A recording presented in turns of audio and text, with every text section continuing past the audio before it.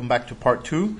And if you haven't watched part 1, I would recommend to go watch part 1 first before you start this video, because you might be a bit confused if you don't.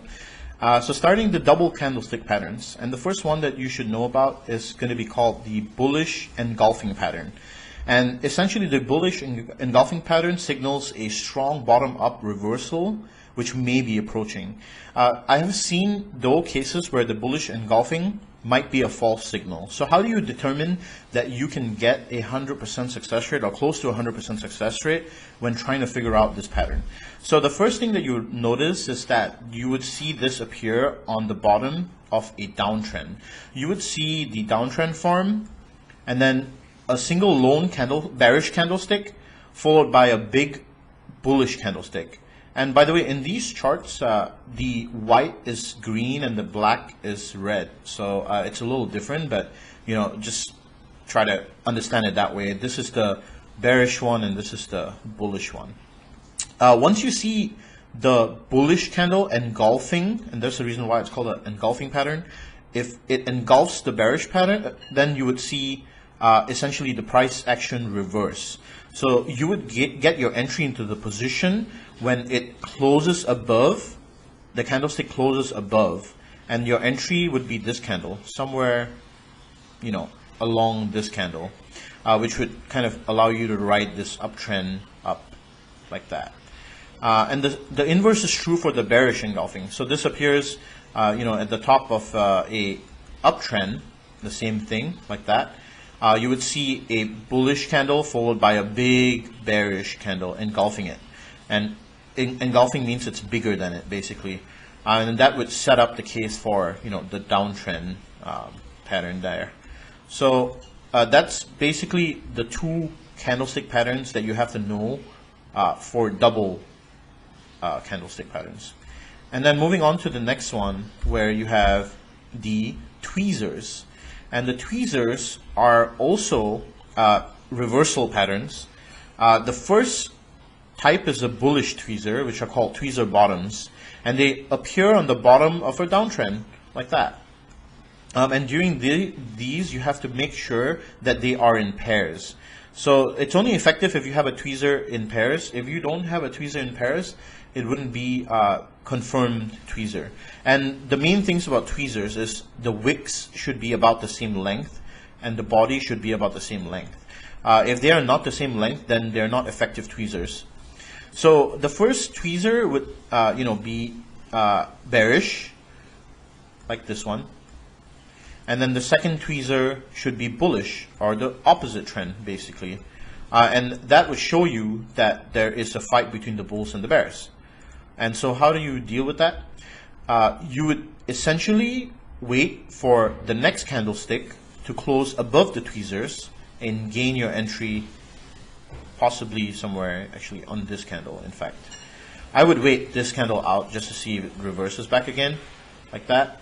But you can, if this candle closes above, you can definitely get entry on this candle right here.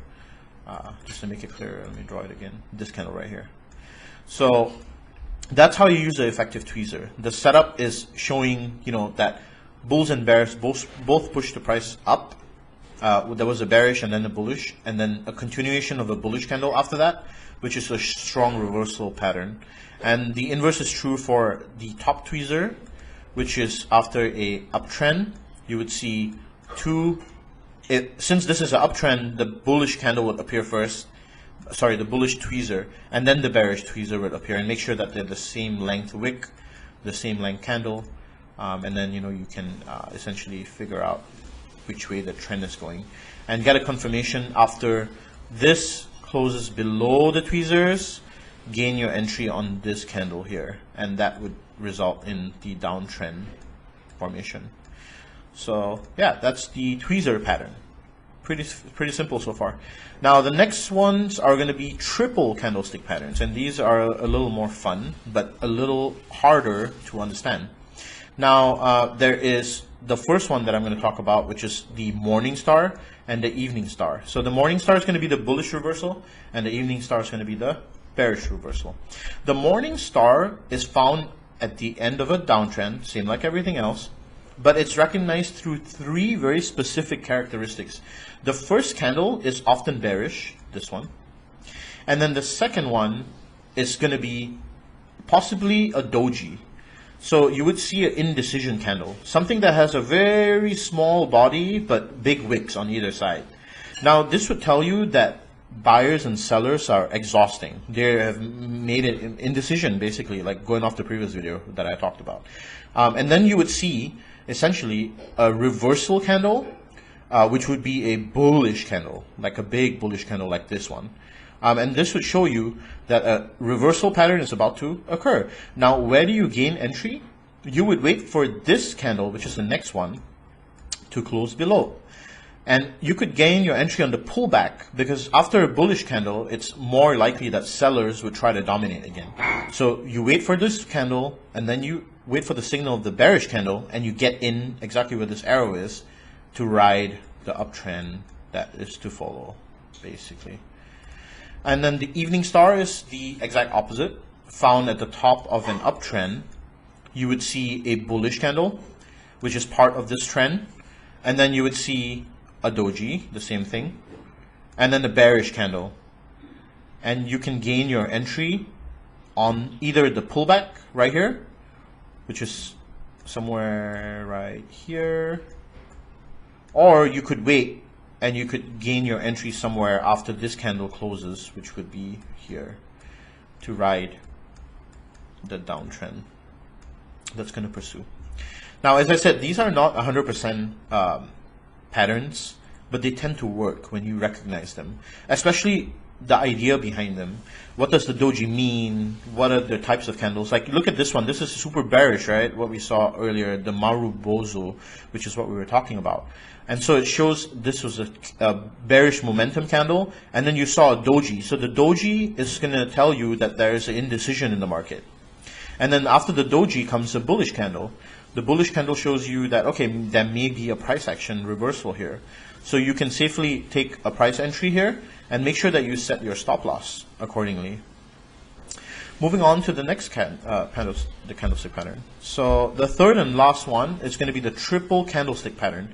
And it's the 3 white soldiers and 3 black crows. Now these are also very important candlestick patterns, but these are actually one of the most higher success rate ones. So the 3 white soldiers are found at the bottom of a downtrend, like everything else. And essentially, after 3 long candles, it has to be 3 long bullish candles that follow a downtrend, okay? After a short period of consolidation. The consolidation has to happen after a downtrend, and then you would see 3 big long candles, and one after another they should be bigger than the other. And the second candle must be higher than the first candle with a small wick, or no wick in fact. And the third candle must be at least the same size as the second candle with little or no wick. So this shows basically 3 is possible Marubozus, and that essentially means that there's going to be a very strong reversal pattern on the bottom. If all of these conditions are met, then this is a bullish reversal. You can gain entry there and ride the wave that's going to come above that. So there would be a pullback, and then you could ride the wave up after that. And the exact same thing is true for the 3 black crow formation. And it appears on the top of a uptrend. You would see 3 candles that are precedingly increasing in size, and then you may see like a doji or something like that after that. So you could get your entry into the bearish right after, on the doji right here, or you could wait for a further pullback where the correction wave would happen and then get in there. But essentially you would see the bearish momentum forming. So there are a couple of things that I feel I should also explain, because it's important here. First things first, prices always move in a wave-like fashion. Now, what does that mean? The market is like you and me. It breathes. So sometimes you would see like a breathe in, and then the breathe out, and then the breathe in, and then the breathe out.